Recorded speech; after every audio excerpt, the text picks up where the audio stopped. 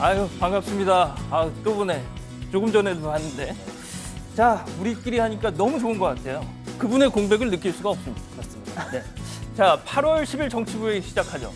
먼저 신반장, 오늘 문재인 대통령이 오부유인 오찬했습니다. 네. 석 달 만에 한 거라는데 이거 왜 갑자기 한 거죠? 일단 문희상 국회의장 취임을 축하하는 자리였고요. 네, 자리가 자리이니만큼 덕담도 많이 오갔는데 문희상 의장이 문 대통령에게 오랜만에 뵈니까 더 젊어지신 것 같다. 아하. 건강이 중요하지 않느냐라는 얘기를 하면서 저도 좀 해본 운동이 있다. 운동을 한다라고 했는데 문 무슨 대통령이? 운동을? 아니요, 문희상 의장이 문희상 의장이? 나도 해본 운동이 있다라고 얘기했는데 무슨 운동을 해봤다고 했어요? 골프요? 선거 운동을 해봤다고 했어요. 네. 자, 최 반장, 이제 일제 강제징용 관련 재판 거래 의혹에 대한 영장. 오늘 법원이 무더기로 이걸 기각했습니다. 이거 수사를 하란 얘기입니까? 말란 얘기입니까? 수사를 하지 말란 소리 아니냐라는 게 검찰의 입장인데요. 그러니까요. 지금 그 재판 거래 의혹 혹은 뭐 사법행정권 남용 관련해서 이제 법원이 영장을 기각한 게 거의 90% 이상이라고 합니다. 이쯤 되니까 뭐 검찰에서는 수사를 하란 소리냐 뭐 이런 얘기가 나오고 있고요. 일단 법원은 그 개별 법관이 심사하는 것과 재판 거래 의혹 수사에 협조를 하겠다는 것은 별개의 문제다라는 입장입니다. 그렇군요. 자, 일단 뭐 자세한 얘기는 들어가서 하는 걸로 하죠. 갑시다.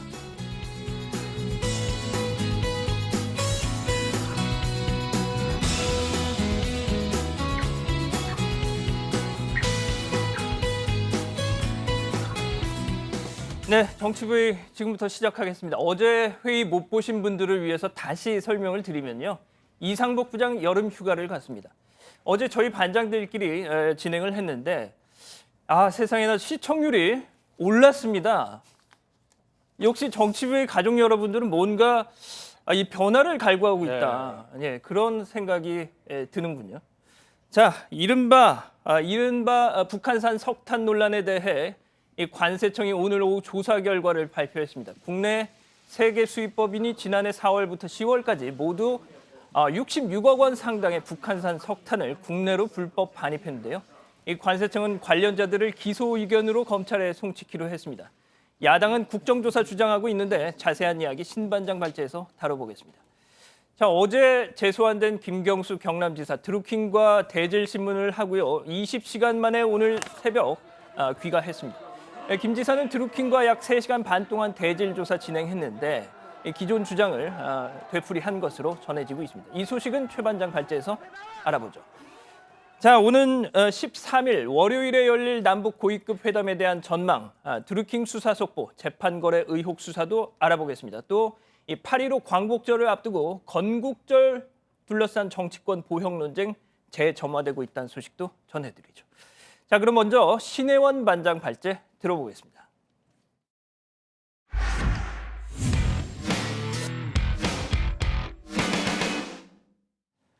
네, 다음 주 월요일 남북 고위급 회담이 북측이 먼저 제안해서 성사가 됐죠. 핵심 의제는 역시 3차 정상회담인데요. 예상보다 빠른 8월 말 9초 얘기가 나오고 있습니다. 자, 이런 가운데 관세청이 북한산 석탄 위장 반입 사건 수사 결과도 발표했습니다. 오늘 청와대 발제에선 다시 속도를 내는 남북미 협상을 비롯해 외교안보 소식 집중적으로 다뤄봅니다. 지난 4월 평양 동평양 대극장에서 남측 예술단의 봄이 온다 공연이 펼쳐졌습니다. 이날의 하이라이트는 공연장을 깜짝 방문한 김정은 위원장이었죠. 김 위원장은 당시 도종환 문체부 장관에게 남측이 봄이 온다 공연을 했으니 가을엔 결실을 갖고 가을이 왔다는 공연을 서울에서 하자고 말했습니다. 그리고 이어서 열린 대망의 4.27 남북 정상회담. 두 정상은 완전한 비핵화를 통해 한반도 평화를 실현한다는 목표를 판문점 선언에 담았습니다. 만남도 이어가기로 했습니다. 판문점 선언 말미엔 올가을 문재인 대통령이 평양을 방문한다는 내용이 명시됐습니다.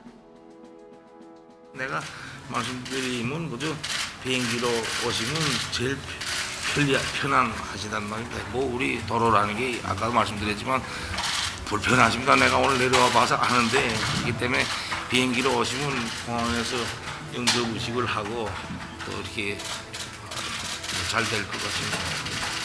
그 정도는 또 약간 좀 남겨놓고 또 닥쳐서 논의하는 맛도 있어야죠. 그치? 뭐 오늘 여기서 다 얘기, 다음 기회까지 다 이렇게 할 필요는 없는데요. 폭염이 이어진다곤 하지만 시간은 흘러 이젠 가을의 시작을 알리는 입추도 지났습니다.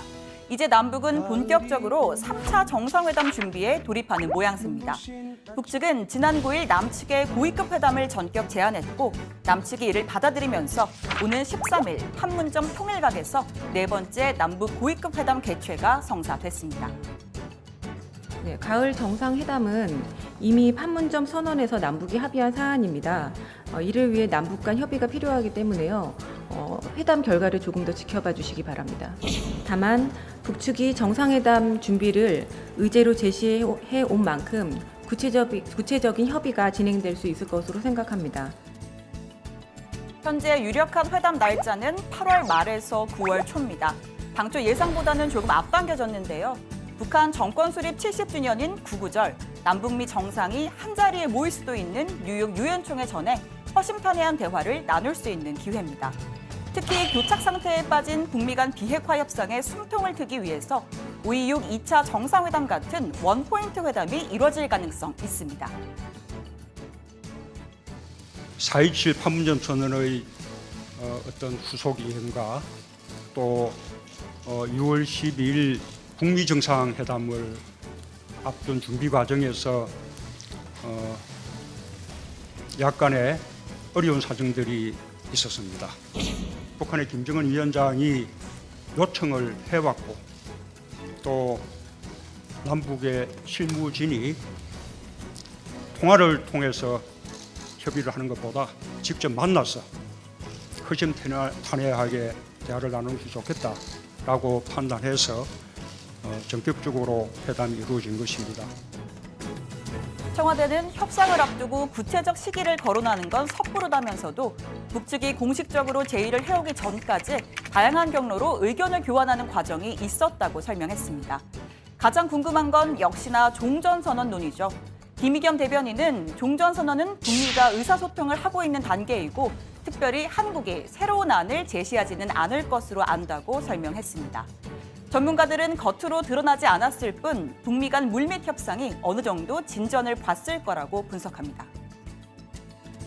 이번에 이제 남북 고위급 회담이 이제 합의된 것은 그동안의 물밑에서 북미 간의 비핵화와 종전선언 논의가 어느 정도 진전이 있었기 때문에 가능한 것으로 보입니다. 이런 가운데 북한은 미국 내 대북 강경파를 겨냥한 외무성 담화문을 발표했습니다. 일부 미국 행정부 고위 관리가 트럼프 대통령의 의지에 역행해서 대북 제재에 혈안이 되어 있다고 적었는데요. 트럼프 대통령의 마음은 그렇지 않은데 일부 관리들이 대통령 마음과 다르게 대북 제재를 하고 있다는 겁니다. 누군지 실명을 거론하진 않았지만 추정은 가능합니다. 최근 선 비핵화 조치를 압박하는 존 볼턴 보좌관과 니키 에일리 유엔 주재 미국 대사입니다. Well, it's the performance that we need is from North Korea. The United States has lived up to the Singapore Declaration. It's just North Korea that has not taken the steps we feel are necessary to denuclearize. 담화문은 상대방을 모독하면서 결과를 기대하는 것이야말로 삶은 다갈에서 병아리가 까나오기를 기다리는 어리석은 일이라고도 말했습니다. 다만 트럼프 대통령과 이들을 분리한 건 북미 대화 자체를 흔들 생각은 없다는 뜻입니다. 미국 역시 북한과의 대화를 계속 이어나가고 있다는 입장을 밝혔습니다. I can tell you we continue to have conversations virtually every day, every other day or so with the North Koreans. And when I say conversations, that can be by phone, that can be by message, that can be by email. 자, 오늘 청와대 발제 이렇게 정리하겠습니다. 시동거는 3차 남북 정상회담 8월 말 9월 초 성사되납니다. 네, 오늘 청와대 설명 들어보니까요. 3차 정상회담 시기는 일단 가을, 그리고 장소는 이 평양을 기본으로 하되 꼭 평양을 국한하지 않는다, 평양을. 그러니까 평양이 아닌 다른 곳에서도 있을 수 있다, 이런 얘기인데 아무튼 이 얘기는 신혜원 반장이 계속 좀 챙겨주기 바라고요. 자, 오늘 북한산 이 석탄 위장 반입과 관련해서 관세청 수사 결과 발표가 있었는데 내용 좀 소개해 주시죠. 네, 관세청이 북한산 석탄 반입 첩보를 입수해 수사에 착수한 지 10개월 만입니다. 이 관건은 국내 러시아산으로 반입된 석탄에 실제 북한산 석탄이 포함됐는지 북한산 석탄이 맞다면 수입 업체들이 이를 사전에 인지했는지 여부였죠. 관세청은 국내 세계 수입 법인은 지난해 4월부터 10월까지 7회에 걸쳐 총 66억 원 상당의 북한산 석탄 선철 3만 5천여 톤을 국내로 불법 반입했습니다. 범행 수법도 설명했는데요. 직접 들어보시죠. 피의자들은 유엔 안보리 대북 제재 결의 등에 따라 북한산 석탄 등이 사실상 수입이 불가능하게 되자 북한산 석탄 등을 러시아 항구에 일시 가역한 후에 제3의 선박에 바꿔 싣고 러시아산인 것처럼 원산지 증명서를 위조하여 세관에 제출하는 방법으로 총 6회에 걸쳐 국내로 반입하였습니다. 네, 관세청은 조만간 법 위반 혐의가 확인된 업체를 기소 의견으로 대구지검에 송치할 계획인데요. 이들로부터 석탄을 수입해서 사용한 것으로 알려진 남동발전은 사전에 북한산이라는 사실을 몰랐다는 점을 근거로 불기소 의견으로 결론을 냈습니다. 이 정부는 관세청의 조치 내용을 바탕으로 해서 해당 수입업체를 유엔 안보리 제재위원회에 통보할 예정인 것으로도 알려졌습니다. 자, 일단 어쨌든 북한산이 맞다는 수사 결과가 나왔기 때문에 이 외교적 파장도 좀 적지 않을 걸로 보이는데, 그러면 이거 연루된 한국 기업, 우리 기업에 대한 세컨더리 보이콧 가능성도 좀 있겠네요. 이거. 네, 그러니까 이 세컨더리 보이콧 2차 제재를 말하는 거잖아요. 그러니까 제재 대상과 거래하는 제3국의 기업과 은행, 그리고 정부에 대해서도 제재를 하는 걸 의미합니다. 다만 정부는 우리가 미국과 긴밀한 협조 관계를 유지하고 있다는 점에서 이 세컨더리 보이콧 가능성은 낮다고 보고 있는데요. 미 국무부도 한국과 해당 사안에 대해 긴밀히 협력을 해왔고 한국의 조사 결과를 믿는다라는 입장을 밝혔습니다. 들어보시죠. Look, we trust when they say that they will investigate, that they will investigate. We closely coordinate with them. They've been longstanding allies and partners, and we have a strong relationship with them. 자, 다만 유엔 안보리 결의 위반은 피할 수 없을 것으로 보이는데요. 외교부는 안보리 제재위에 위반 사항을 보고하는 등 절차를 밟고 이 제재위가 검토를 거쳐서 위반 여부를 판단할 예정입니다. 만약 위반 판단이 나도 이 후속 조치는 해당 정부, 그러니까 우리 정부가 맡게 됩니다. 자, 이거 정치권 파장이 거셉니다. 며칠 전부터 자유한국당 계속해서 국정조사를 요구하고 있어요.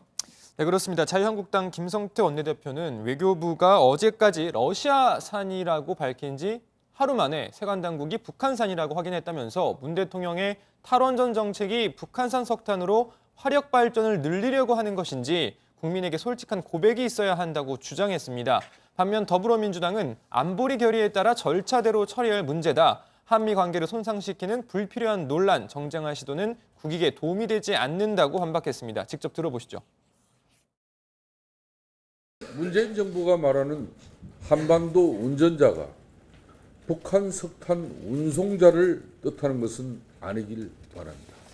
이 중차대한 외교 안보적 사안을 일개 업자의 문제로 돌리려 하고 있지만 자유한국당은 면밀한 국정조사를 통해 정부가 이 문제를 방치하거나 은폐한 것도 아니며 한미 공조에 균열이 있다는 주장도 사실과 전혀 다릅니다.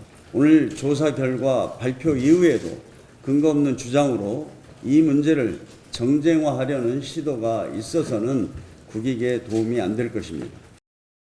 자, 잠시 화제를 좀 돌려보죠. 오늘 청와대에서 앞서 오프닝에서도 얘기를 했지만 문희상 국회의장 취임을 기념한 오부요인 초청 오찬이 청와대에서 있었습니다. 문재인 대통령이 이런 말을 했습니다. 국회가 민생 법안에 관심을 가져달라고 당부를 했다는데 그 오부요인들의 반응은 좀 어땠습니까? 네, 일단은 오늘이 문 대통령 취임 후 4번째 오부요인 회동이고요. 이 문 대통령이 문희상 국회의장에게 우리 정부의 개혁 과제, 특히 민생 과제 중에서 중요한 것은 대부분 국회 입법 사항이어서 국회의 처리를 기다리는 민생 관련 법안이 많다. 의장께서 좀 각별히 관심을 가져달라고 당부를 했습니다.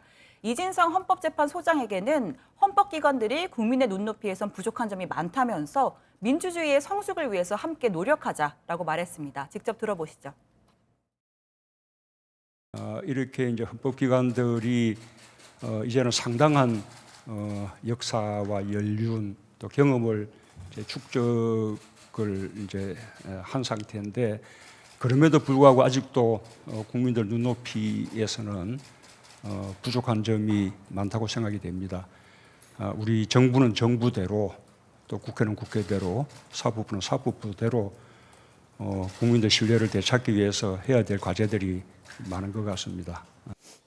자, 5부 요인 중에 한 명 이낙연 국무총리 지금 여름 휴가 중인데 오늘 참석을 했고요. 분위기는 화기애애했다고 합니다. 문희상 의장이요. 천신만고 끝에 우여곡절 속에서 의장이 됐는데 축하해 주셔서 감사합니다. 청와대 음식 맛이 좋아졌다라고 해서 그런 소리를 들었다.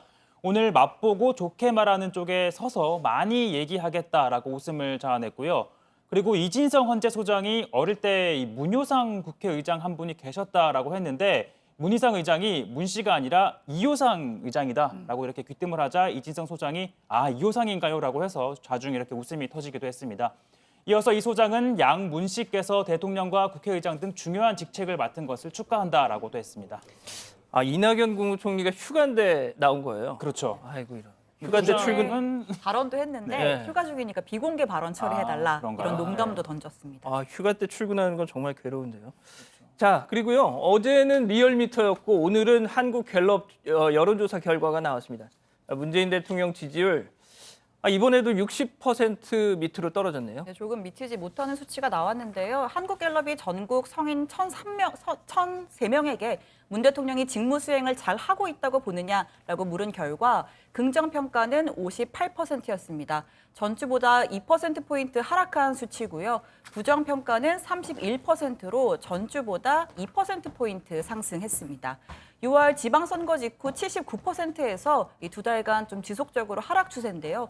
이 갤럽은 부정평가 이후에서 경제, 민생 문제 해결 부족이 계속해서 40% 안팎을 차지하는 가운데 이 최저임금, 원전정책, 일자리, 난민 등의 쟁점이 더해져서 나타나는 현상이라고 볼 수 있다고 분석했습니다. 이 참고로 역대 대통령 임기 2년차 2분기의 직무 긍정률은 노태우 전 대통령이 28%, 김영삼 전 대통령 55%, 김대중 전 대통령 52%, 노무현 전 대통령 34%, 이명박 전 대통령 27%, 박근혜 전 대통령이 50%였습니다. 신반장 얘기를 들어보니까 문재인 대통령이 하락 추세이기는 하지만 역대 대통령 중에서는 아직까지는 가장 높네요. 좋습니다. 오늘 청와대 발제 이렇게 정리하죠. 66억 원 상당 북한 석탄 등 위장 반입 적발입니다. 자, 다음은 최종혁 반장 발제입니다.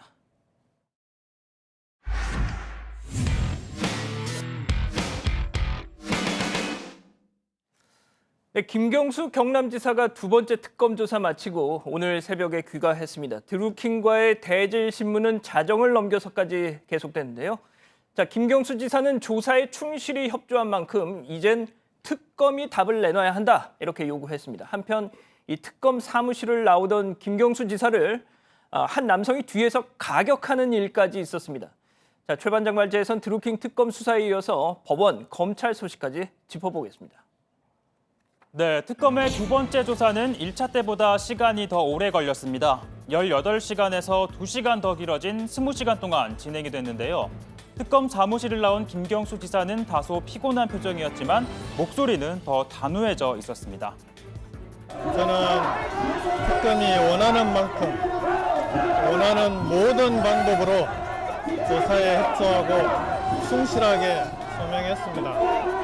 이제는 특검이 어떤 정치적 고려도 없이 오직 진실에 입각해서 합리적이고 공정한 답을 내놓을 차례라고 생각합니다.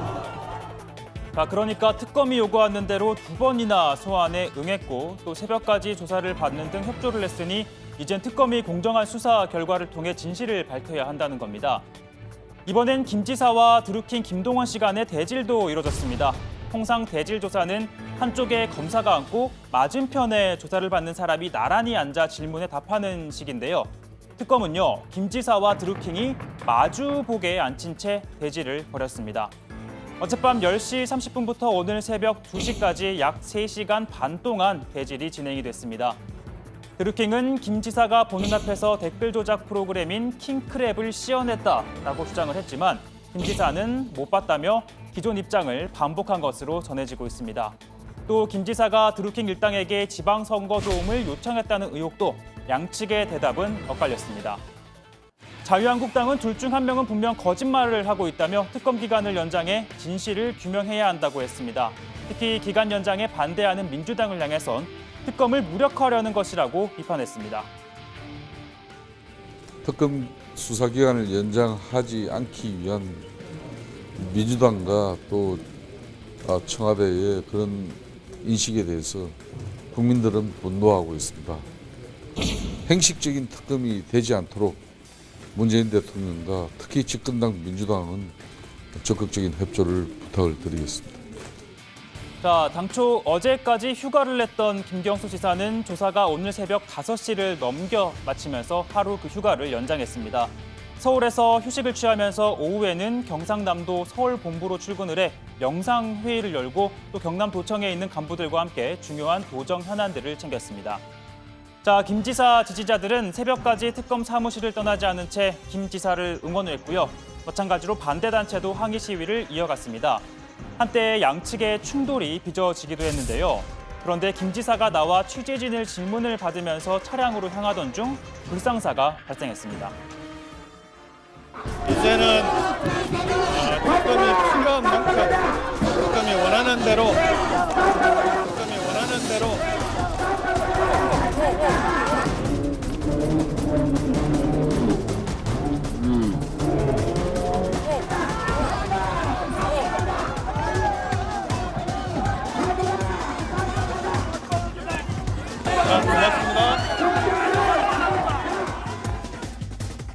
네, 갑자기 한 남성이 김 지사의 뒷덜미를 한 차례 때리고요. 잡아당긴 겁니다. 휴대전화로 때렸다는 일부 보도도 있었지만 느린 화면으로 한번 보시면요. 남성이 김 지사의 뒤통수를 치는 순간 옆에 있던 취재진의 휴대전화가 앞으로 이렇게 날아간 걸로 보입니다. 자, 이 뒤에서 한번 보면요. 노란색 티셔츠를 입은 남성이 넘어지고 경찰들이 곧바로 제압을 했습니다. 50대 천모 씨라고 하는데요. 체포된 후 천 씨는 몸이 아프다고 호소를 해 119를 타고 병원으로 이송이 됐고 그 치료가 끝나는 대로 조사가 이루어질 걸로 보입니다. 체포된 직후 천 씨는 한 인터넷 방송을 통해 이렇게 얘기를 했습니다. 위해를 끼치려고 했던 건 아니고 거짓말을 계속하니까 이야기를 좀 하자는 취지였습니다. 뒤에 따라가면서 잡았는데 경찰이 달려들어서 저를 밀고 강제로 처박았습니다. 자, 그런데 천 씨의 이 폭행에 있은 후 반대 시위자들로 보이는 사람들이 연이어 김 지사 곁으로 달려들었는데요. 문제는 먼저 폭행을 가한 천 씨를 제압하느라 일창 마크 중이던 경찰이 김 지사 곁에서 이렇게 떨어져 버렸다는 겁니다. 어떻게 됐을까요? 자, 그 순간 영웅처럼 한 사람이 나타납니다. 쓰러지려던 김 지사를 이렇게 부축을 한 뒤 뒤로 돌아가 밀착 경호에 나서는데요. 그러다가 왼쪽에서 다가오는 시위대를 막아댑니다. 또 한 사람, 또 앞에 있던 사람과 김 지사가 부딪힐 뻔하자 이렇게 날렵하게 막아낸 뒤에 언제 그랬냐는 듯 다시 뒤로 돌아가 사주 경계를 펼쳤는데요. 저는 이 모습을 보고 각종 무술로 잘 단련된 우리 복부장이 생각이 났습니다. 자, 휴가는 잘 보내고 계시겠죠? 자, 조금 전에 본 이 호위무사 누구냐고요? 바로 김 지사의 변호인인 오영중 변호사입니다. 자, 특검은 2번에 걸친 조사를 토대로 김 지사에 대한 신병 처리 여부를 검토할 계획입니다. 오늘 오전엔 김경수 지사 변호인인 김경수 변호사가 직접 허익범 특검과 면담을 갖고 의견서를 제출했습니다. 오늘 정말 고생하셨다는 말씀도 좀 드리고 그다음에 앞으로 수사가 또 어떻게 진행될지에 대해서 변호인으로서 특검님께 그래도 좀 얘기를 듣고 싶어서 왔습니다. 관련해서 좀 영장 관련 얘기도 혹시 하죠? 그런 얘기는 전혀 없었습니다. 허 특검님도 지금은 이제 조사 결과를 보고 받아봐야 되고 그다음에 또 나머지 특검 본인들 그다음에 수사 검사들 의견을 듣고서 결정을 해야 되니까 아직까지 뭐라고 말씀하시기는 어려운 것 같습니다. 자, 이제 특검팀은 드루킹과 직간접적으로 엮여있는 청와대 관계자들에 대해 막판 수사력을 집중할 것으로 보입니다. 드루킹과 김 지사를 연결해준 송인배 비서관, 그리고 드루킹이 오사카 총영사로 추천한 도묘 변호사와 만난 백원우 비서관은 이르면 이번 주말 참고인 조사가 예상됩니다. 자, 오늘 발제 이렇게 정리하겠습니다. 김경수 20시간 조사 뒤 귀가 특검이 공정한 답 내놓을 차례입니다. 네, 어제 조사 내용도 궁금하지만 지금 아까 최 반장 발제를 보니까 이게 지금 제일 궁금해요. 그 때린 사람, 김경수 지사.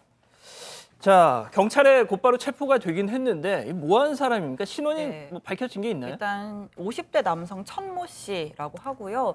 김 지사의 뒷덜미를 한번 때리고 이렇게 상의를 움켜서 잡아당겼죠. 아까 뭐 영상을 보니까 셔츠 단추도 다 떨어지는 듯한 모습인데 이 천 씨는 특검 앞에서 김 지사의 구속 수사를 촉구하는 보수 성향 집회를 인터넷 방송으로 생중계하는 유튜버라고 합니다. 네, 경찰은 현장에서 천 씨를 체포했는데 천 씨는 경찰이 자신을 강제로 밀고 처박았다라고 주장하면서 몸이 아프다고 호소를 해서 때린 사람이 아프다고 병원으로 갔어요. 그렇죠. 경찰이 자신을 처박았다 이런 주장을 해서 일단은 병원으로 이송이 됐고 치료가 끝나는 대로 조사가 이루어질 걸로 보입니다.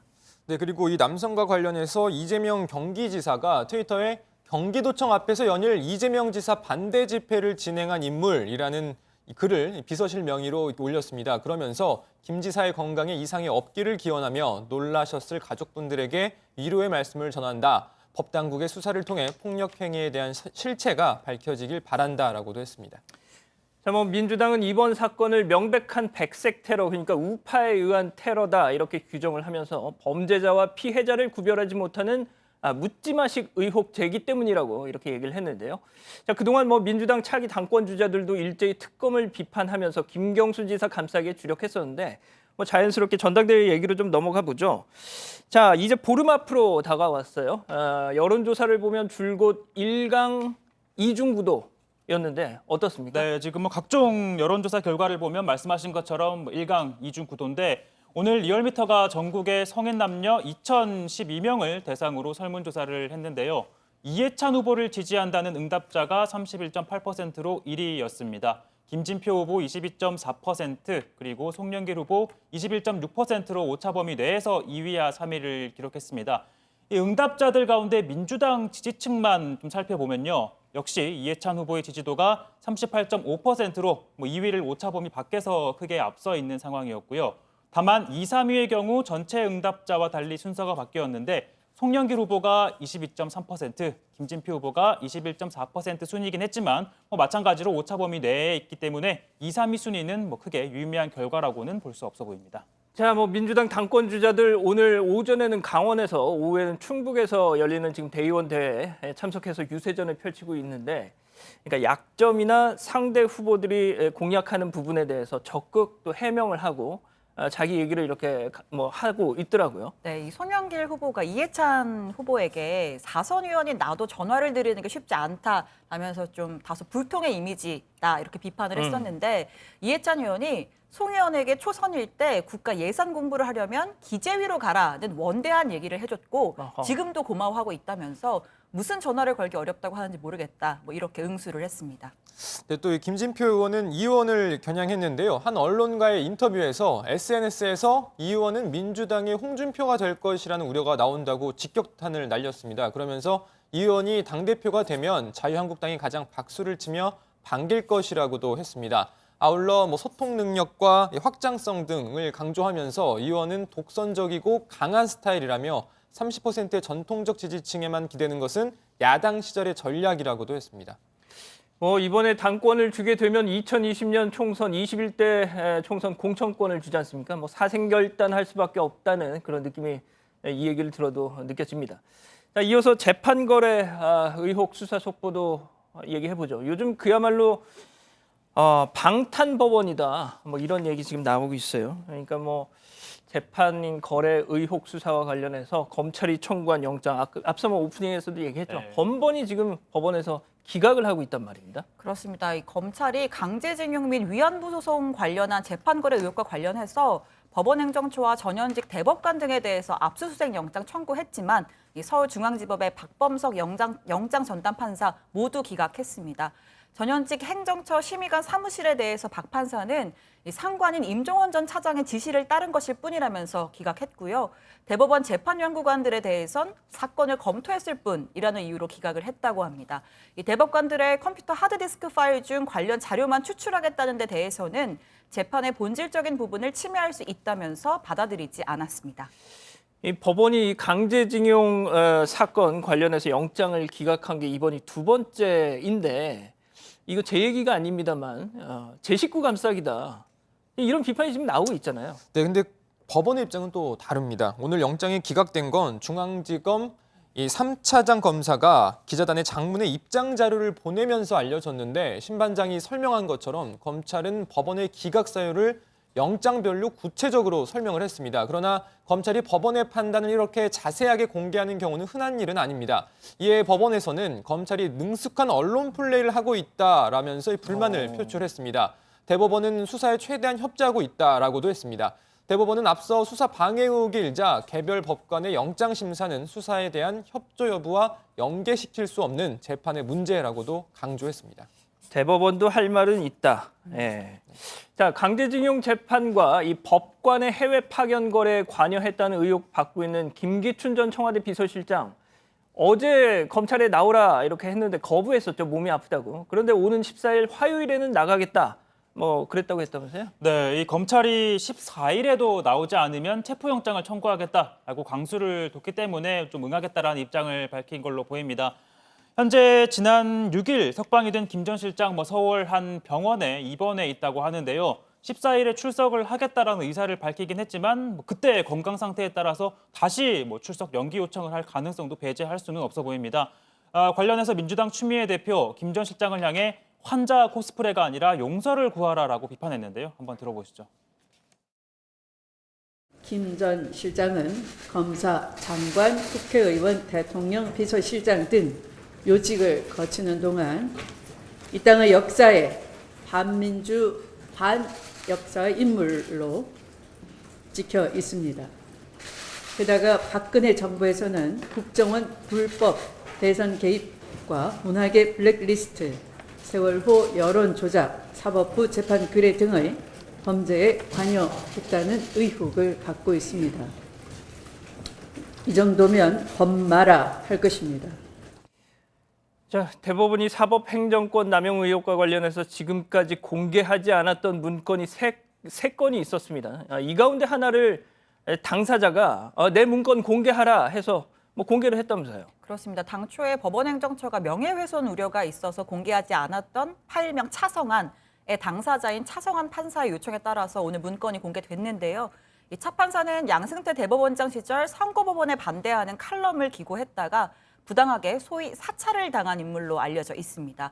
오늘 공개된 문건은 차 판사의 기고글과 차 판사 개인에 대한 전현직 행정처 판사 4명의 의견이 담겨 있는데 이 한 판사는 잘못 건드리면 역효과가 난다, 놔둬야 한다라고 했고요.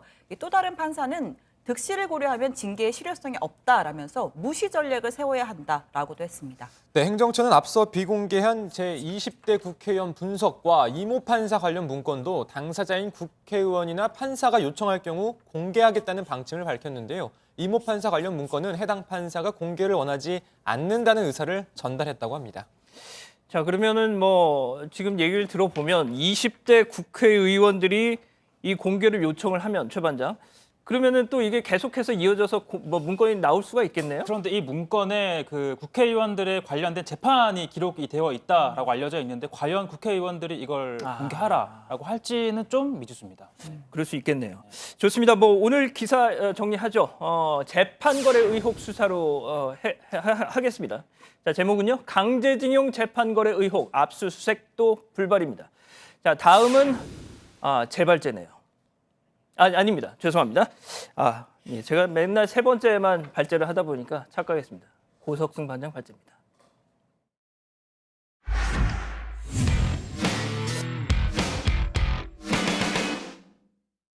네, 제가 실수를 하네요. 다음 주 수요일이 광복절이죠. 광복절만 되면 나오는 이 건국절 논쟁이 또 시작될 분위기입니다. 어제 국회에서는요. 자유한국당 의원들이 주최한 이승만 전 대통령 그리고 건국절 관련 행사가 잇따라 열렸습니다. 일부 보수 세력을 중심으로 이번 광복절에 이 건국 70주년 자체 기념식을 열겠다.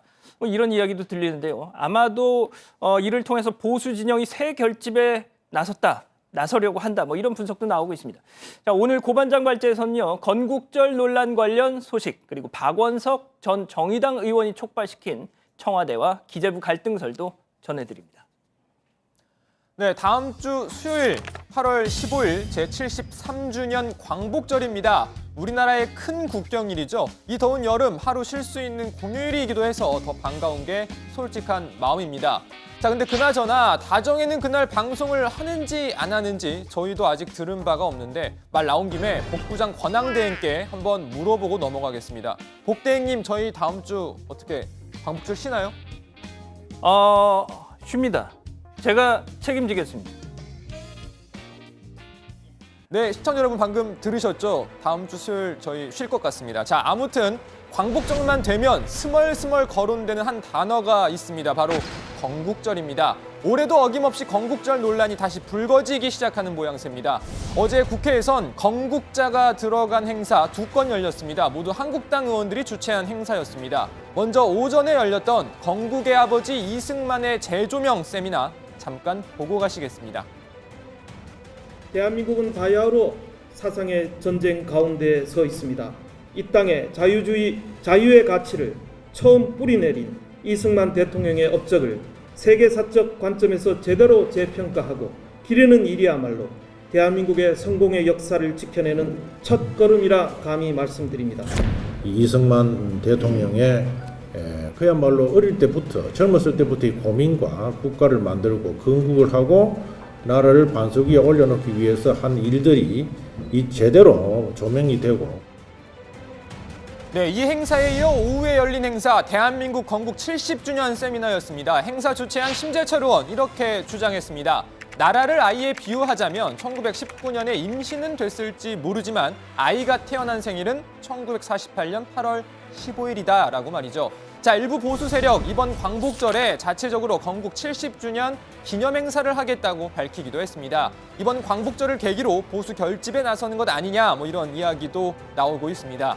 건국절 논란이 본격적으로 불거지기 시작한 건 이명박 정부부터였습니다. 당시 정부는 대다수 독립운동가 단체들의 반대에도 불구하고 건국 60년 기념사업위원회를 출범시켜 건국절 논란에 불을 붙였습니다.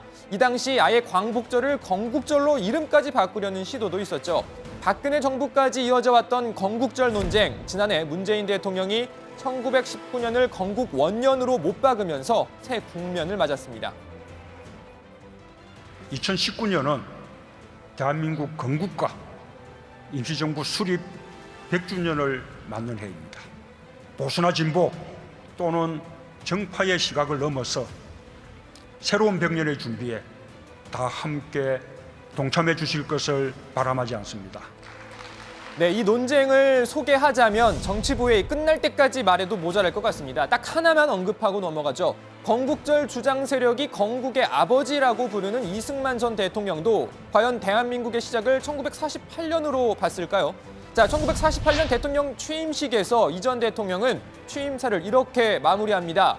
대한민국 30년 7월 24일 대한민국 대통령 이승만이라고 말이죠.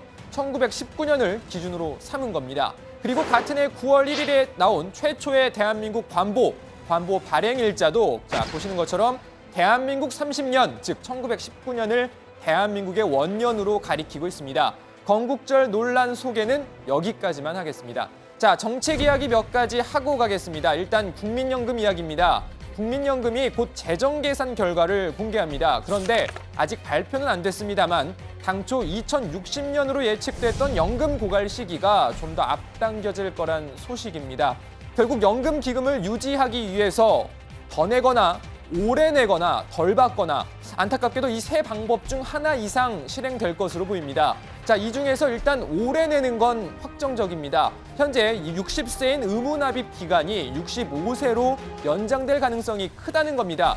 벌써부터 한숨 소리 곳곳에서 들리는 것 같은데요. 자, 이번에는 그나마 상대적으로 반가운 소식 하나 전해드리겠습니다. 어제 국방부가 예비군 훈련 대상 기간을 단축하겠다고 발표했습니다. 동원 예비군은 전역 후 4년 차에서 3년 차까지로 조정하겠습니다. 또한 연차별 훈련 대상을 검토하여 현재 전역 후 6년 차까지 받던 예비군 훈련을 5년 차까지로 단계적으로 조정하겠습니다.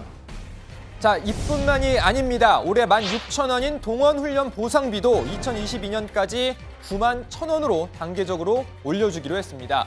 자, 아쉽게도 저를 포함한 다정의 식구 중에선 해당되는 사람이 없습니다만 예비군 훈련 대상인 분들에게는 그래도 반가운 소식일 것 같습니다. 오늘 발제는 이렇게 정리하겠습니다. 광복절 코앞인데 건국절 논란 또 재연되나? 자, 여기서 끝난 게 아닙니다. 금요일마다 돌아오는 금요 고다방 시간입니다. 자, 오늘은요, 이정미 정의당 대표가 사연을 보내왔습니다. 안녕하세요. 정의당 대표 이정미입니다. 오늘 더불어민주당의 홍영표 원내대표님, 자유한국당의 김성태 원내대표님께 꼭 드리고 싶은 말씀이 있어서 금요 고다방에 문을 두드렸습니다. 두 분 원내대표께서 국회 특수활동비를 영수증 처리하자, 양성화하자 합의하셨습니다. 하지만 이름을 바꾸고 명목을 쪼갠다고 해도 특수활동비는 특수활동비일 뿐입니다. 얼마 전 돌아가신 노회찬 원내대표께서 국회 특수활동비를 폐지하는 법안을 발의했고 국회 운영위원회 안에 계류되어 있습니다. 국회를 국민들에게 더 신뢰받는 국회로 거듭나게 만들고 정치의 품격을 높일 수 있도록 하자는 고 노회찬 원내대표의 뜻을 우리 다 같이 기억하고 잊지 말기를 바라면서 오늘 금요 고다방에 이소라 씨의 잊지 말기로 해 두 분께 전해드리고 싶습니다. 네, 어제 저희도 국회 특활비 소식 전해드렸습니다. 이정미 대표, 민주당과 한국당의 특활비 양성화 대책은 꼼수라고 강하게 비판했었죠. 이정미 대표의 신청곡 잊지 말기로 해 함께 들으시면서 금요 고다방 오늘 순서 마치겠습니다. 이렇게 차가운 바람이 우리 스쳐가고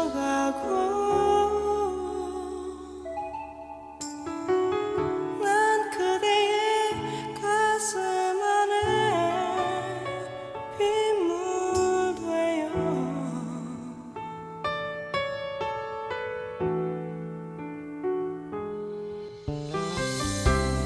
이제 다시 볼 수 없는 그대 나를 힘들게 해 지나버린 아름다운 추억만 남아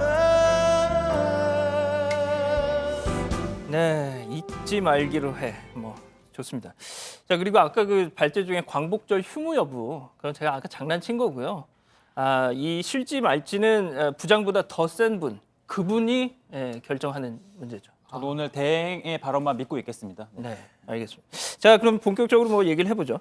이 자유한국당 의원들이 이전 정부에서부터 건국절 주장에 많이 공감하고 있었던 건 뭐 잘 아는 얘기입니다. 김병준 비대위원장 어떤가요? 관련해서 입장을 좀 내놓은 게 있습니까? 김 비대위원장 아직 이렇다 할 입장은 내놓지 않고 있는데요. 다만 어제 이승만 전 대통령 세미나 자료집에 김 위원장의 축사가 있었습니다. 보면요. 이승만 대통령의 관은 키워지고 공은 축소되고 있다라는 요지였습니다. 건국절 관련 언급은 한국당 비대위원장을 맡기 전인 지난 6월 한 신문에 썼던 칼럼이 최근 입장인데요.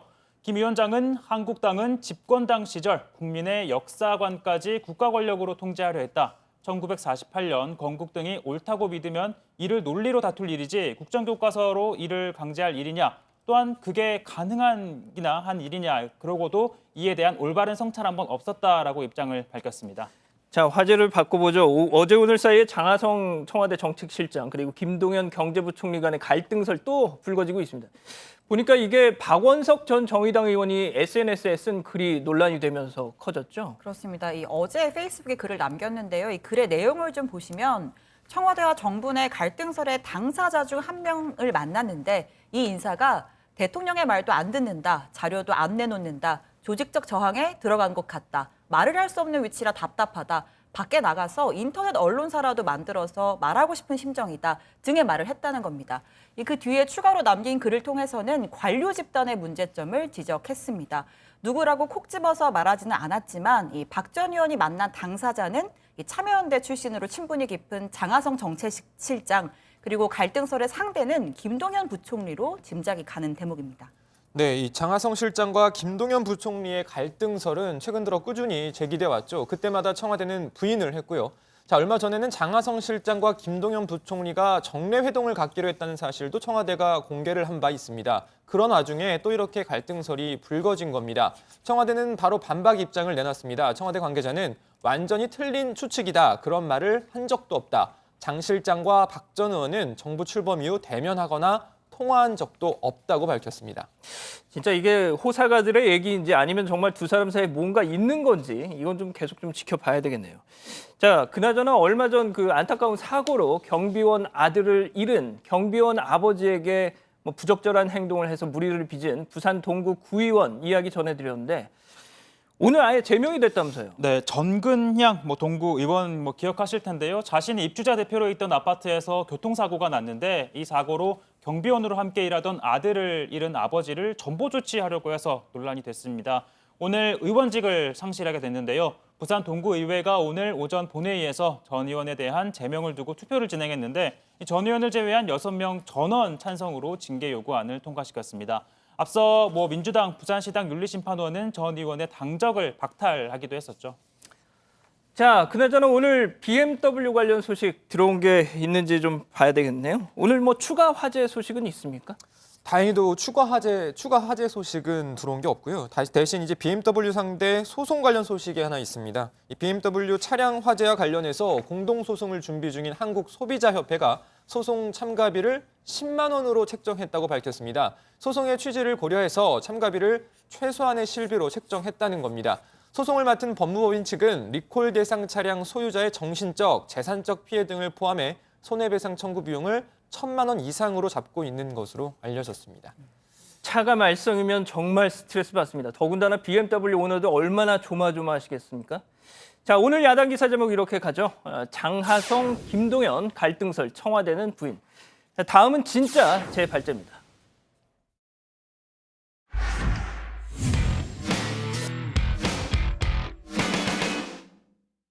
네, 양원모 반장이 발제 준비를 하고 있어서 제가 대신 말씀드립니다. 이제 진짜 양원모 반장 발제 시간입니다. 1997년 대선 당시 안기부가 김대중 후보를 낙선시키기 위해 주도했던 북푼 공작 중 하나였죠. 이른바 흑금성 사건 기억하십니까? 그제 이 흑금성 사건, 발음이 안 되네요. 흑금성 사건을 모티브로 만든 영화 공작이 개봉돼서 화제인데요. 오늘 양 반장 발제에선 관련 이야기 그리고 초대 손님 모셔서 함께 이야기해 보도록 하겠습니다.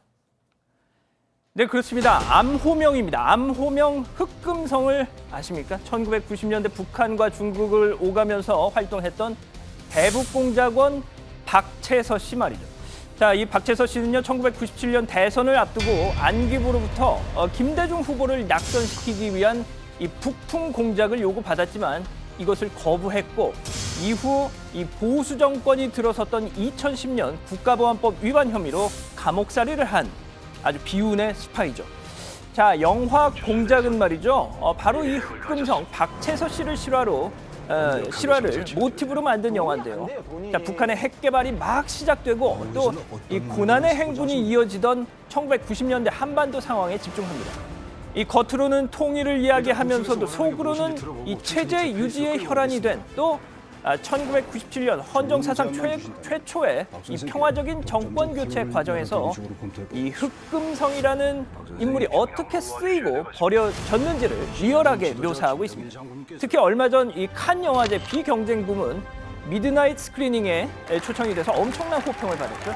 당시 칸 영화제 집행위원장이 이 영화를 만든 윤종빈 감독에게 당신 다음번에는 경쟁 부문이야 하면서 엄지척했다고 하던데요. 자, 영화 이 공작의 윤종빈 감독 모시고 얘기를 나눠보겠습니다. 자, 잠깐 소개부터 드리면요. 영화 비스티 보이즈 그리고 범죄와의 전쟁, 군도, 밀란의 시대 정말 엄청난 영화들 만들었습니다. 하지만 저는 감독 윤종빈이 아닌 배우 윤종빈으로 더 잘 기억하고 있습니다. 바로 이 장면 말이죠. 도와줄 수가 없어. 너처럼 그렇게 느리게 말을 하면 도와줄 수가 없어. 무슨 말인지 알지? 예, 알겠습니다. 통신보안 CP병장 유태정입니다. 딱 신속, 명확, 정확하게 알았어? 예, 알겠습니다. 아니야, 모르는 것 같은데. 손 대. 손 대, 손 대, 손. 올려. 몇 대 맞을래? 예, 저 한 대만 맞겠습니다. 충분해? 그걸로 될 것 같아? 네, 충분합니다. 알았어.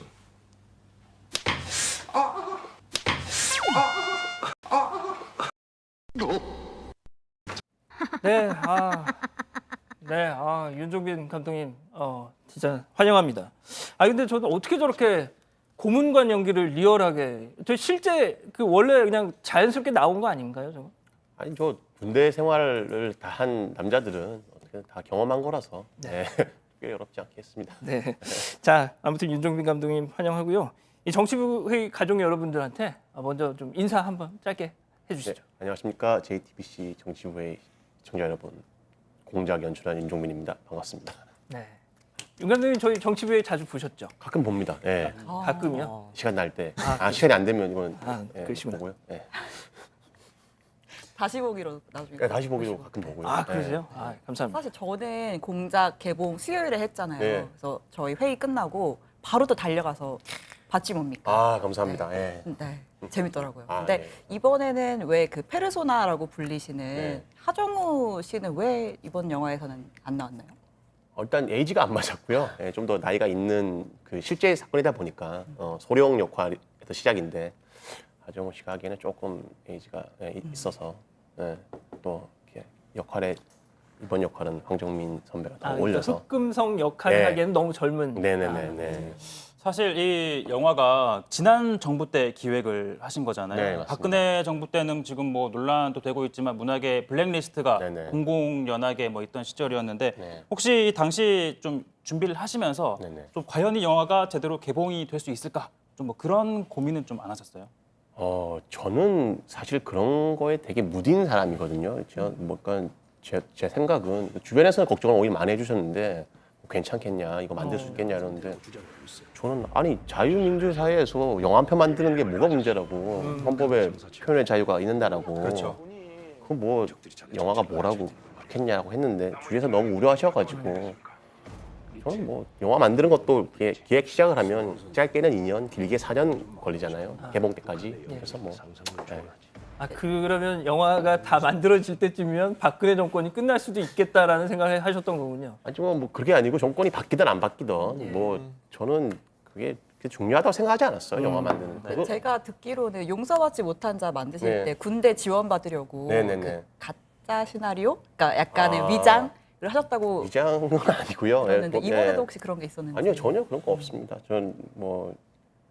저는 그냥 이 흑금성 사건이 워낙 유명한 사건이다 보니까 주위에서도 우려를 많이 해주시고 그래서 그 제목만 좀 이렇게 저희는 이제 공작이라고 이제 가제를 지어서 이제 흑금성 사건을 만든다는 게 좀 이렇게 좀 조용히 만들고 싶었어요. 그러셨군요. 네.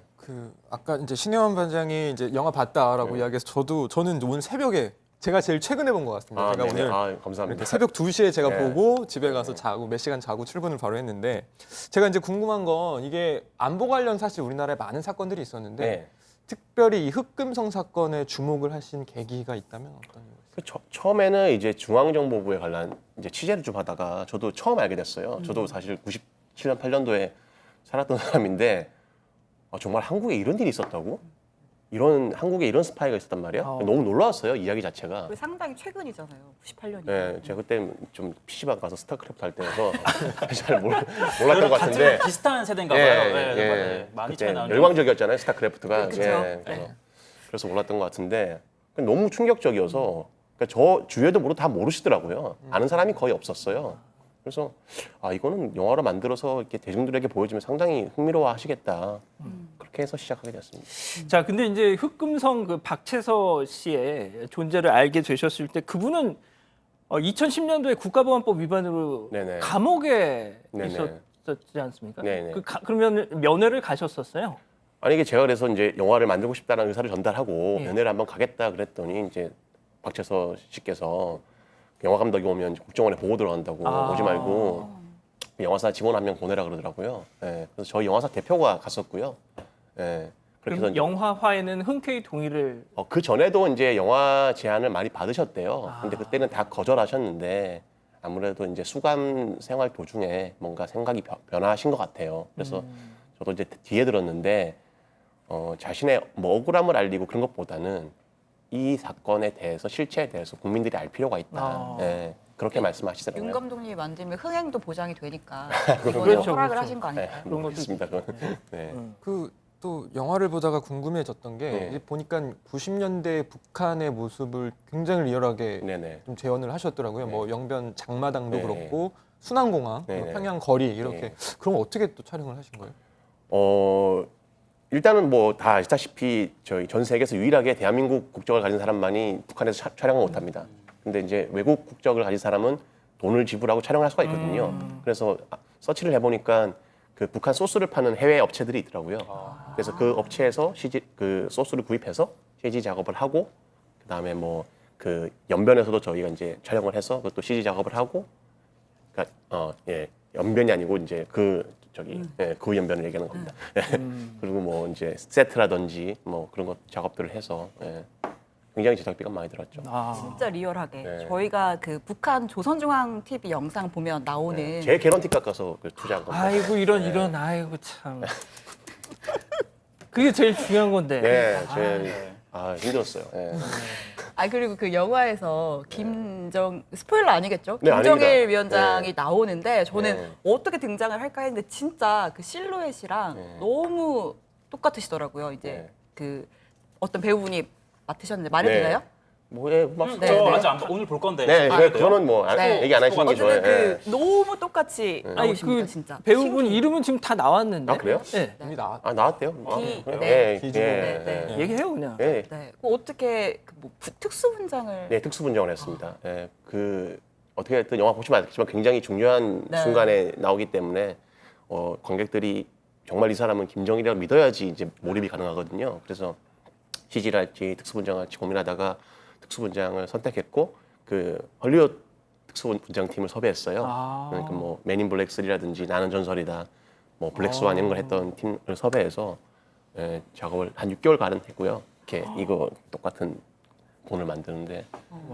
네, 그리고 이건 스포는 양부장, 복부장 대행 안 보셨죠? 이건 스포는 아닌데 그 영화에 그 이효리 씨가 나온다고 네네, 하더라고요. 되게 뭐 맞습니다. 짧지만 아주 네네. 뭐 인상 깊었던 장면이라고는 하는데 이 이효리 씨가 당초 출연을 좀 고사하다가 네네. 감독님이 직접 손편지를 써서 이렇게 출연에 네, 섭외를 맞습니다. 했다고 하던데 네. 그 과정 좀 설명해 주시겠어요? 그러니까 이 영화의 시작이요. 제가 잡았던 컨셉이 저희 이제 2005년도에 이효리 씨랑 북한 무용수 조명회가 찍은 페이펄, 지금 나오는 저 광고 알지 않습니까? 이 광고에 얽힌 비하인드 이야기. 이 광고를 성사시킨 남북의 두 남자. 이 광고를 성사시킨 주역이 박채서 씨. 예, 맞습니다. 남북의 두 남자에 대한 이제 애입니다. 이 영화 컨셉 자체가. 그렇군요. 그래서 영화를 오프닝을 시작을 이 장면으로 하고요. 스포일러니까 아무튼 스포일러네. 아무튼 그래서 꼭 나오셔야 되는데 이제 본인 역할을 하는 게 좀 부담스러우셨나 봐요. 그렇죠. 10년 전 자기의 모습을 이제 연기한다는 게 굉장히 좀 그래서 이제 편지를 썼죠. 이제 뭐 요약해서 얘기하면 살려달라는 얘기였어요. 살려달라. 우리가 영화를 끝낼 수 있게 해달라. 내 개런티도 깎았는데 지금. 그런 얘기는 안 했고요. 아무튼 살려주십시오. 정말 부탁드립니다. 이렇게 얘기해서. 감독님 진짜 이 영화를 이제 준비하시는 동안에 이제 뭐 거의 후작업이었을 텐데 시기적으로 두 번의 남북 정상회담이 있었어요. 네네네. 감회가 정말 남다르셨을 것 같아요. 그 영화랑 상관없이요. 이제 대한민국에 사는 한 국민으로서요. 굉장히 뭉클했고요. 정말 그 알 수 없는 그 뭉클함이 있더라고요. 그랬었고, 좀 우리나라는 참 다이나믹하다라고 생각했었어요. 제가 이제 촬영 들어가기 전만 해도 그때 최순실 게이트가 터져가지고, 뭐 이렇게 탄핵 정국이었고, 근데 촬영할 때는 뭐 선제 타격이니 뭐 해서 맞아요. 일촉즉발의 상황이었는데. 맞아요. 촬영이 끝나고 나니까 이게 이렇게 남북 정상회담, 북미 정상회담, 그래서 정말 우리나라는 다이나믹한 나라고 한 치 앞도 할 수 없는 나라다. 그런 생각을 했습니다. 그 일각에서는 한국판 틴커 테일러 솔저 스파이 그 영화가 이렇게 비견될 정도로 진짜 굉장한 첩보 영화다 이런 평가가 나오고 있는데 총격신 같은 그런 걸로 막 스릴을 조장하는 영화가 아니잖아요. 되게 분위기가 막 이렇게 쫄깃하게 그런 느낌이 드는데 또 명배우의 명연기 때문에 가능한 일이라고 생각이 되는데 뭐 어떻게 디렉팅을 또 하시거나 뭐 북한 사투리 뭐 이런 것들 어떻게 또 지도를 하셨는지. 애초에 처음부터 이제 이 영화의 컨셉이 이제 총성 없는 스파이물, 뭐 우리끼리 얘기해서 이제 구강 액션, 이런 구강 액션. 이런 얘기를 많이 했었는데 그래서 배우들한테 처음 얘기한 게 이 대화 장면이 마치 액션처럼 느꼈으면 좋겠다. 예. 그래서 이제 그 얘기를 했고 그거를 구현하기 위해서 배우들이 굉장히 고생을 많이 했죠. 예. 추리는 어떻게 배우신 거예요? 그럼 이제 전문적으로 이제 트레이닝 해주시는 분들이 있어요. 북한 이제 탈북자 출신들 이렇게 그런 분들이 이제 자문을 많이 해주셨고. 예. 그리고 아까 그 제작비 많이 들었다고 네. 하셨는데 어느 정도로 좀 제작비가 들어갔는지 여쭤봐도 될까요? 이 영화의 순 제작비가 165억이고요. 아이고. 이제 마케팅비까지 합치면 총 제작비가 거의 200억 가까이 되는. 그럼 흥행이 좀 분기점이 조금 470만 정도로 알고 있습니다. 네. 어느 정도 예상하세요, 흥행? 모르겠습니다. 흥행은 우리끼리 한 얘기인데 오직 10만이 한다고. 온리가 는 10만이 한다. 네. 그리고 또 신과 공교롭게도 함께가 신과 함께 신이 아마 신이 도와주는 공작이 되지 않을까. 예. 이건 좀 다른 얘기인데요. 제가 윤종빈 감독님 영화를 거의 다 봤는데 정말 대한민국 최고의 영화로 꼽히는 게 이제 범죄와의 전쟁. 거기에 나오는 저는 이 대사를 잊을 수가 없잖아요. 살아있네. 그 각본은 직접 쓰셨는데 직접 맞습니다. 감독님이 쓰신 네, 대사였나요? 맞습니다. 예. 어떤 좀 그 에피소드가 있으면 그 부분에 있어서 그게 이제 제가 고등학교 시절에 친구들끼리 하던 그냥 얘기였어요. 뭐 예를 들어서 뭐 이제 학교 끝나고 오뎅 같은 거 이제 주워 먹으면 딱 보면 어우 살아있네 오뎅 막 이러면서 어우 야 이 집 오뎅 살아있다 뭐 이런 식으로 이제 저희끼리 하던 얘기였는데 이제 재밌을 것 같아서. 다음에는 저희 복부장 유행어 있죠. 좋습니다. 이거 한번 꼭. 알겠습니다. 그 귀담아 듣지 않으셔도 되고요. 네. 그 윤종빈 감독님이 부산 출신이잖아요. 그래서 네네. 살아있네 뭐 이거 쓰신 것 같아요. 자, 일단 인터뷰는 여기까지 들어보는 걸로 하고요. 다음번에 우리 감독님 관심사병 연기 또 볼 수 있기를 바라겠습니다. 자, 좋습니다. 지금까지 영화 공작의 윤종빈 감독님이었습니다.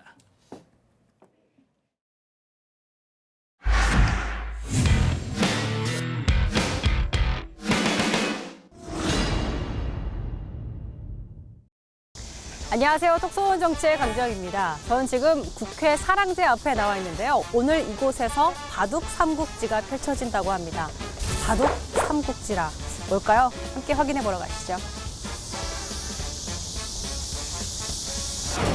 지금 이곳에선 바둑 대국이 펼쳐지고 있습니다. 그런데 바둑을 두고 있는 사람들 알고 보니 프로 바둑 기사가 아니라 정치인들입니다. 한국 정치인들뿐 아니라 중국, 일본 정치인들도 참석해 바둑 실력을 겨루고 있는데요. 일본의 야나기모토 의원을 비롯해 중국 정협의 주 샤오단 상무위원 등 양국의 주요 정치인들도 대거 참석했습니다.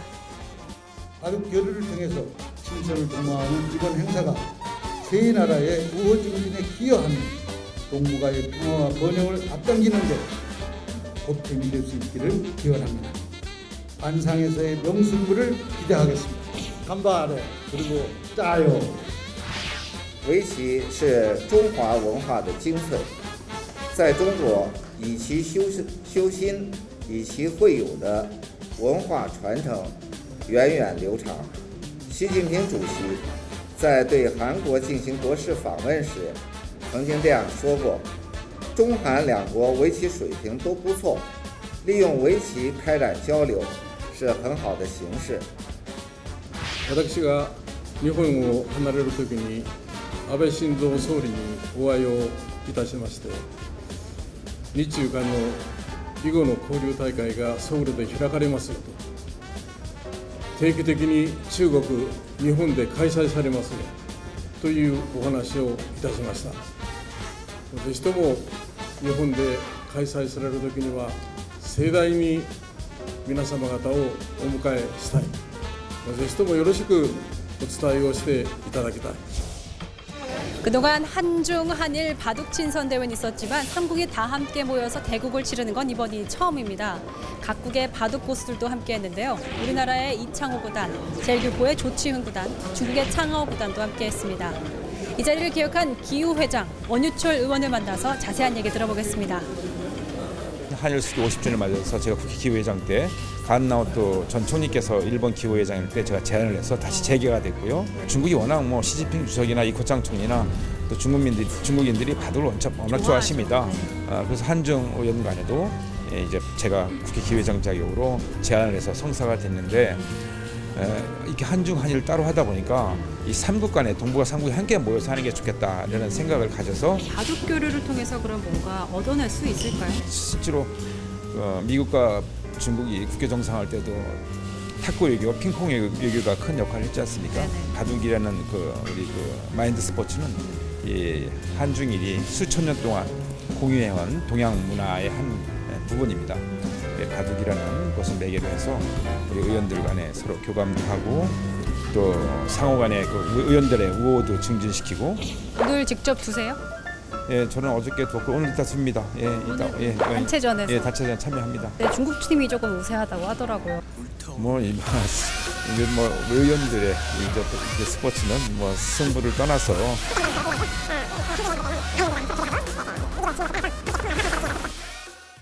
이 자리엔 바둑 고수이자 국회의원인 조훈현 의원도 함께했는데요. 과연 바둑과 정치 어떤 연관성이 있을까요? 바둑도 어렵지만은 정치는 훨씬 더 어렵고요. 이게 바둑은 어느 정도 예측을 할 수가 있는데 또 내 나름대로 할 수가 있는데 여기 와서는 어떻게 내 생각대로 잘 안 되고 또 하루아침에 뒤바뀌거든요. 사실 이번 한중일 의원 친선 바둑 교류가 흔하게 있는 일은 아니잖아요. 일본하고 그 정치적인 관계도 있었고 또 중국하고도 좀 정치적인 관계가 있어가지고 한동안 좋아졌다 나빠졌다 해가지고 좀 성사가 어려웠었죠. 여러 가지 정치적으로도 풀리고 해서 이번에 삼국이 동의를 해가지고 금년에 처음으로 한국에서 그 1회 삼국 의원 대회를 열게 됐습니다. 오늘 그럼 같이 바둑 두시는 거예요? 예? 같이 저는 바둑 심판 선수로는 좀 두기 그렇고 이제 심판위원장으로서 이제 하려고 하고 있죠. 예. 지난해 문재인 대통령이 중국의 인자 리커창 총리를 만났을 때 바둑이 큰 역할을 했습니다. 한중일 간 얽히고 설킨 난제들을 반상 외교로 풀 수 있다는 말도 나오는데요. 미세먼지, 과거사 이런 중요한 문제들을 풀어나가는 데 도움이 됐으면 좋겠습니다. 네, 이상복 부장 여름 휴가로 어제와 오늘 저희 반장들이 진행한 더 젊은 정치부회의.